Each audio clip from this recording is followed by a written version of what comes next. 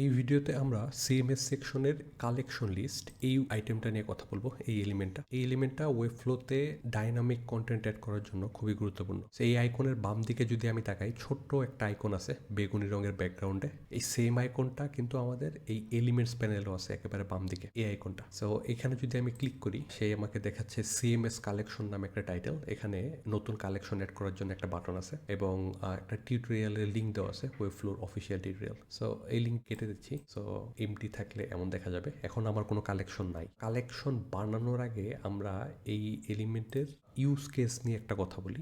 Collection list এলিমেন্টটা আমরা তখনই ব্যবহার করব যখন সেম ডিজাইন আমাদের ওয়েবসাইটে রিপিট হচ্ছে। এক্সাম্পল স্বরূপ, আমি যদি ওয়েবফ্লোর ইউনিভার্সিটি ওয়েবসাইটে আসি, এখানে নিচের দিকে একটু স্ক্রল করলে এখানে grow with our new lessons একটা সেকশন আছে, আরেকটা সেকশন আছে explore our interactive learning games, আরেকটা সেকশন আছে কোর্সেস।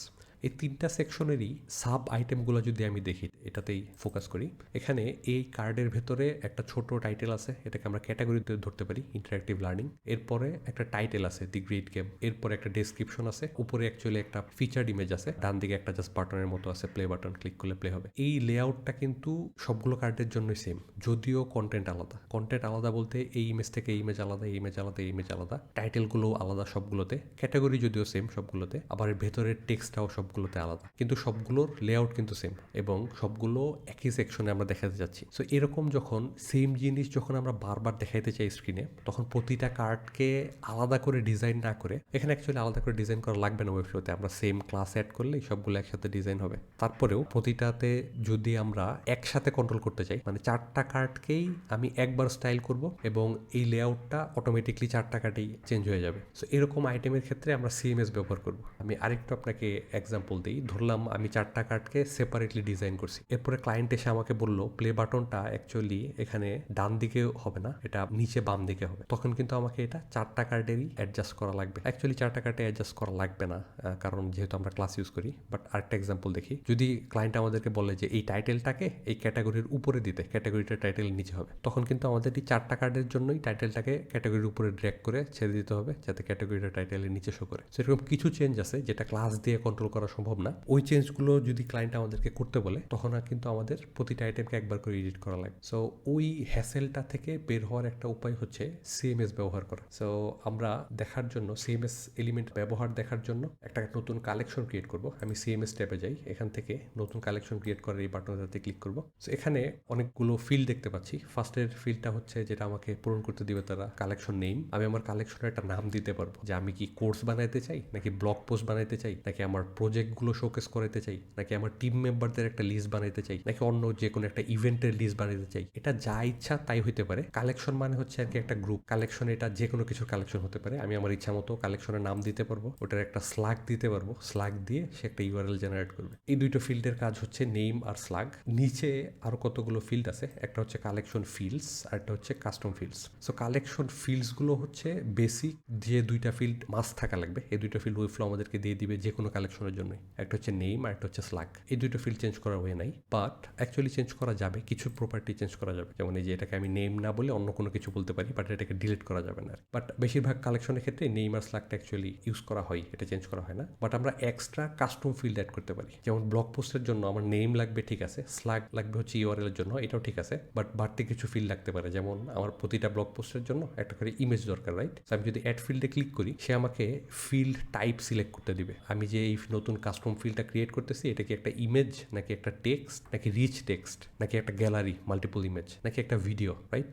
সো এখানে অনেকগুলো অপশন আছে। এই অপশনগুলো আমরা ইন ডিটেলসে সামনের ফিউচারের ভিডিওগুলোতে দেখবো। সো এখন আমাদের জাস্ট জেনে রাখলেই হবে যে অনেকগুলো ফিল্ড টাইপ অ্যাভেলেবল আছে কাস্টম ফিল্ডের ভিতরে। এখানে ফাইল আপলোডের অপশন আছে, একটা ড্রপ ডাউন মেনু বানানোর অপশন আছে, কালার পিকার বানানোর অপশন আছে। সো আমরা যদি ফিচার্ড ইমেজের জন্য, ফিচার্ড ইমেজ বলতে ফর এক্সাম্পল এই পোস্টে যে এই ইমেজটা, এরকম একটা ইমেজ যদি আমরা সেভ করতে চাই, তাহলে আমাদের একটা ইমেজ ফিল্ড লাগবে। সো এখানে ইমেজ ফিল্ডটা সিলেক্ট করলে সে আমাকে আরও কিছু অপশন দিচ্ছে যে এই ফিল্ডের নাম কি হবে।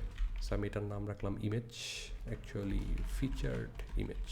হেল্প টেক্সটটা আমরা আমাদের কাস্টমারদেরকে অথবা আমাদের নিজেদেরকে মনে করাই দেওয়ার জন্য যে ইমেজের কাজ কি। সো এখানে আমরা একটা হেল্প টেক্সট দিতে পারি, বাট এটা অপশনাল, রিকোয়ার্ড না। বাকি সবগুলো ফিল্ড অপশনাল। যে ইমেজের মিনিমাম সাইজ কত হওয়া লাগবে কিলোবাইটে, ম্যাক্সিমাম সাইজ কত হওয়া লাগবে কিলোবাইটে, এটা হচ্ছে ক্লায়েন্ট যাতে আমাদের ওয়েবসাইট স্লো বানায় না ফেলে আমরা একটা মিনিমাম আর ম্যাক্সিমাম সাইজ বলে দিতে পারি। কারণ যত বড় ইমেজ আপলোড করবে ওটা লোড হতে তত বেশি টাইম লাগবে। এবং এই ফিল্ডটাকে আমি রিকোয়ার্ড বানিয়ে দিতে পারি। রিকোয়ার্ড বানাই দিলে এই ফিল্ডটা যদি কাস্টমার পুরা না করে তাহলে এই পোস্টটা সে সেভ করতে পারবে না। সো একটা কাস্টম ফিল্ড আমরা অ্যাড করলাম, এটাকে রিকোয়ার্ড রাখি, ফিচার্ড ইমেজ, সেভ ফিল্ড। আমি আরেকটা কাস্টম ফিল্ড অ্যাড করব, সেটার নাম দেব হচ্ছে ডেসক্রিপশন, এবং ডেসক্রিপশনটা হবে actually plane text description. Actually multi line দিই যাতে মাল্টিপল লাইন অ্যাড করতে পারে। মিনিমাম ক্যারেক্টার ম্যাক্সিমাম ক্যারেক্টার আপাতত চিন্তা করবো না, এবং এই ফিল্ডটাকেও আমি রিকোয়ার্ড বানাই দিব। সেখানে দুইটা ফিল্ড অ্যাড করলাম আমরা কাস্টম, আর দুইটা ফিল্ড ওয়েবফ্লো আমাদেরকে দিয়ে দিছে। এটাকে ইচ্ছা করলে আমরা রিনেম করতে পারি, বাট আমি রিনেম করবো না। এবং এখানে ডান দিকে একটা প্রিভিউ আছে। এই প্রিভিউটা হচ্ছে যখনই কেউ এই কালেকশনের আন্ডারে নতুন কোনো পোস্ট অ্যাড করতে যাবে, অ্যাকচুয়ালি আমরা আমাদের কালেকশনটাকে নাম দিই ব্লগ।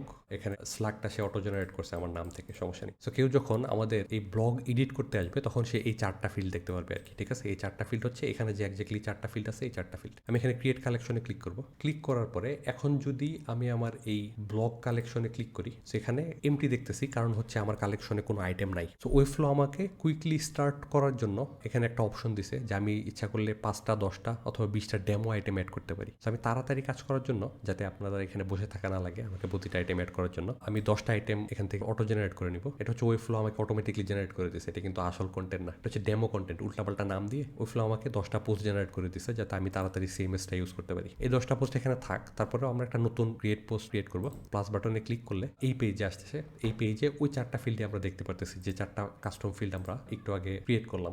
দুইটা ফিল্ড অ্যাকচুয়ালি অটো জেনারেটেড ছিল, আর দুইটা ফিল্ড আমরা কাস্টম ক্রিয়েট করছি। সো আমরা একটা নাম দিই নিউ ব্লগ পোস্ট। স্ল্যাগটা অটো জেনারেট হয়েছে, বাট আমরা ইচ্ছা করলে এটাই কাস্টমাইজ করতে পারি, বাট আমি এই ক্ষেত্রে কাস্টমাইজ করবো না। এই স্ল্যাগ ব্যবহার করেই কিন্তু আপনার লিঙ্ক জেনারেট হবে। ওকে, সেম নিচে আমি দেখতে পারতেছি যে আমার ওয়েবসাইটের লিঙ্কের পরে /ব্লগ আসছে হচ্ছে এই কালেকশনের নাম, এরপরে স্ল্যাশ দিয়ে আসছে এই স্ল্যাগের নাম। সো স্ল্যাগ ইউজুয়ালি ব্যবহার করা হয় URL জেনারেট করার জন্য। সো নিচে একটা কাস্টম ফিল্ডে সে একটা ফিচার্ড ইমেজ চাচ্ছে, এখানে একটা ইমেজ ট্র্যাক করে দিতে হবে। আমি এই ইমেজটা সিলেক্ট করি। সো এখানে আমি যেহেতু ইমেজের সাইজ বলি নাই, সে অ্যাকচুয়ালি আমাকে একটা ইরর দিচ্ছে যে আনডিফাইন্ড রিলেটেড কিলোবাইট। এটা যারা প্রোগ্রামিং করেন তারা একটু বুঝতে পারবেন। সেখানে এটা 2 মেগাবাইট, রাইট, এটা ছোটো আছে 900 কিলোবাইট, পারফেক্ট। সো ডেসক্রিপশনে আমি জাস্ট একটা ডেমো ডেসক্রিপশন নিয়ে আসি যে কোনো জায়গা থেকে ধরে।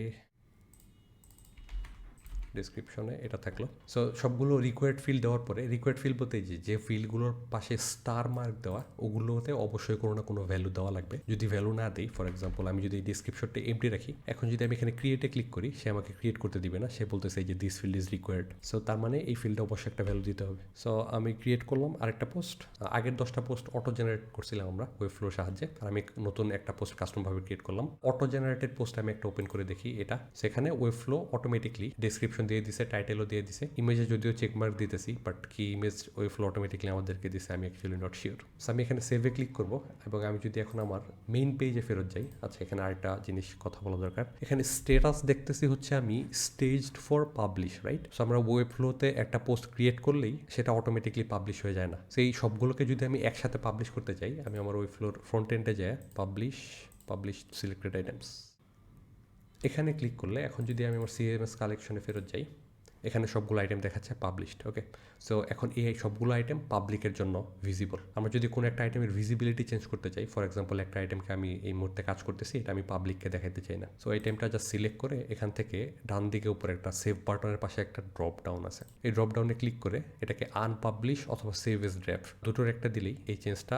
পাবলিকের কাছ থেকে হাইড হয়ে যাবে আর কি। অ্যাকচুয়ালি আনপাবলিশ দিলে হাইড হয়ে যাবে, সেভ এজ ড্রাফট দিলে নতুন কোনো চেঞ্জ সেভ করা যাবে। এখানে আরেকটা বাটন আছে পাবলিশ। সো একবার পাবলিশ করার পরে নেক্সট বার থেকে পার পোস্টে এই পাবলিশ বাটনটা পাওয়া যাবে। সো এগুলো কাজ করতে গেলে আরও ক্লিয়ার হবে। এখন আমরা এখানে ইন ডিটেলসে যাব না। সো আমার CMS কালেকশনে এখন আইটেম আছে, আমি এখন CMS এলিমেন্টটা যদি এখানে এনে ছাড়ি, সো বাই ডিফল্ট এটাই যে এরকম আসবে। আমি 3টা কালেকশন আইটেম দেখতেছি, collection item 1, collection item 2, collection item 3। সেখানে ফার্স্টে আমাকে একটা সোর্স সিলেক্ট করে দেওয়া লাগবে। এখানে বাই ডিফল্ট কোনো সোর্স সিলেক্ট করা থাকে না। আমি যদি এই ড্রপডাউনটাতে ক্লিক করি, আমাদেরকে জাস্ট একটার আইটেম দেখাচ্ছে ব্লগস। এর কারণ হচ্ছে আমরা জাস্ট একটা কালেকশন ক্রিয়েট করছি, রাইট। আমরা যদি মাল্টিপল কালেকশন ক্রিয়েট করতাম, এখানে মাল্টিপল কালেকশন থাকতো। সো আমি ব্লক কালেকশনটা সিলেক্ট করে দিব এবং সে আমাকে বাই ডিফল্ট কিছু লেআউট সিলেক্ট করার অপশন দিচ্ছে। সো 2টা কলাম, 3টা কলাম, 4টা কলাম, 5টা কলাম অথবা কোনো কলামই নাই, ফুল উইথ। সো আমি 4টা কলাম সিলেক্ট করব।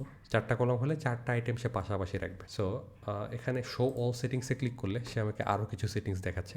এই সেটিংসগুলো আমাদের এই লেসনে লাগবে না, বাট ফিউচারে স্পেশালভাবে স্টাইল করতে গেলে লাগতে পারে। সো যেমন এখানে একটা আইটেম আছে হচ্ছে পেজিনেট আইটেমস। সো আমি যদি আমার কালেকশনের 11টা আইটেমের মধ্যে যদি 5টা আইটেম দেখাতে চাই একটা পেজে আর 5টা আইটেম দেখাতে চাই আরেকটা পেজে, তখন আমাকে পেজিনেটটা ইউজ করা লাগবে। সো এই ভিডিওতে আমরা পেজিনেশন দেখবো না, বাট এই ভিডিওতে আমরা কালেকশন আইটেমগুলো কীভাবে ব্যবহার করে সেটা দেখবো। সো আমরা জানি আমাদের কালেকশনে টাইটেল আছে, ইমেজ আছে এবং ডেসক্রিপশন আছে, 3টা ফিল্ড। যে 3টা ফিল্ড আমরা ইউজ করতে পারি। ফিল্ডগুলো ব্যবহার করার নিয়ম হচ্ছে আমাকে এই বেসিকে যে ফিল্ডগুলো আছে অথবা স্ট্রাকচারে যে ফিল্ডগুলো আছে এই সবগুলো এলিমেন্টই আমি কালেকশন লিস্টের ভিতরে ব্যবহার করতে পারবো। কিন্তু এখানে ইম্পর্টেন্ট পার্টটা হচ্ছে যে কোনো একটা কালেকশন আইটেমে চেঞ্জ করি, ওই চেঞ্জটা বাকি সবগুলো আইটেমে রিফ্লেক্ট হবে। এটা হচ্ছে একটা ইনফাইনাইট লুপের মতো, রাইট? সো আমি যদি একটাতে চেঞ্জ করি ওই চেঞ্জগুলো বাকি সবগুলোতে আসবে। আপনাদেরকে হাতে কলমে দেখাই।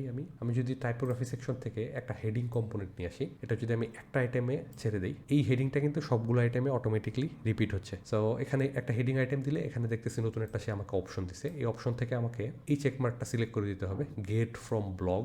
যেহেতু আমি এখানে ডাইনামিকলি ডাটা আনতে চাই, রাইট? আমি কিন্তু হেডিং এখানে স্ট্যাটিকলি আনতে চাই না। স্ট্যাটিকলি আনলে তো লাভ হলো না, প্রতিটার জন্য আমাকে টাইটেল নিজে নিজে হ্যান্ডেল করা লাগবে। স্ট্যাটিকলি অ্যাকচুয়ালি হ্যান্ডেল করা যাবে না। আমি যদি এখানে একটাতে চেঞ্জ করি বাকি সবগুলোতে চেঞ্জ হবে। সো আমি এটাকে ডাইনামিকলি নিয়ে আসবো, গেট ফ্রম ব্লগস। এখান থেকে আমাকে একটা ফিল্ড সিলেক্ট করে দিতে হবে। সো আমি হেডিং এর ভিতরে নেম রাখতে পারি, ডিসক্রিপশন রাখতে পারি অথবা বাকি যে এই 3টা ইনফরমেশন রাখতে পারি, বাট আমি এখানে নেম সিলেক্ট করবো।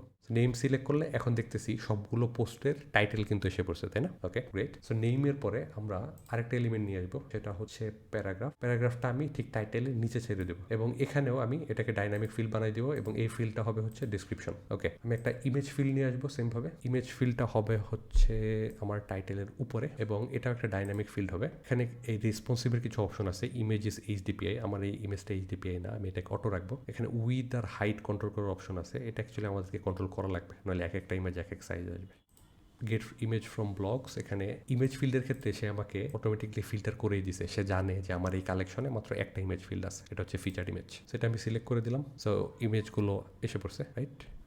এখানে অল টেক্সটটা হচ্ছে একটা ইমেজ ট্যাগের জন্য। অল টেক্সট আমরা দিতে পারি হচ্ছে পোস্টের টাইটেল। ইমেজের অল টেক্সট এসি এর জন্য ব্যবহার করা হয়, এই নিচের যে ফিল্ডটা gate all text from blog. Google কিন্তু আমাদের ইমেজগুলো দেখতে পারে না, রাইট? গুগলের কিন্তু চোখ নাই, সে জাস্ট এসে পেজের কন্টেন্ট পড়ে। সো সে যখন একটা এরকম ইমেজ ট্যাগ দেখবে, এই ইমেজটা কি, রাইট? এই ইমেজটা কি কাজ করতেছে এটা বোঝার জন্য সে এই অল্ট যে ডেসক্রিপশনটা আছে এটা পড়ে আর কি। সেই জন্য আমাদের বেস্ট প্র্যাকটিস হচ্ছে অলওয়েজ অলটাকে ইউজ করা। লোডিং এর ক্ষেত্রে লেজি লোড এই অপশনটাই বেস্ট, মানে পেজ লোড হওয়ার সাথে সাথে ইমেজগুলো লোড হবে না। কেউ যখন স্ক্রল করে এই সেকশনের কাছে আসবে তখন ইমেজগুলো লোড হবে, এটা পারফরমেন্সের জন্য খুবই উপকারী। বাকি দুইটা অপশন হচ্ছে ইগার, লোড সুইট পেজ, মানে পেজ যখন লোড হবে তখন ইমেজ লোড হবে। আর এটা হচ্ছে অটো, ব্রাউজার ডিসাইড করবে। সো আমরা by default loads on scroll এটা অন রাখবো, লেজি লোডে। আমাদের সবগুলো আইটেম কিন্তু এখানে এসে পড়ছে, রাইট? আমি আমাদের কালেকশন লিস্ট এর ভেতরে কালেকশন আইটেম এই লেয়ারটাকে একটু স্টাইল করব যাতে সবগুলো আইটেমকে একটু সেপারেটলি দেখা যায়। এখানে আমি স্টাইল প্যানেলে এখানে এটাকে একটা নাম দিব, ব্লগ পোস্ট আইটেম।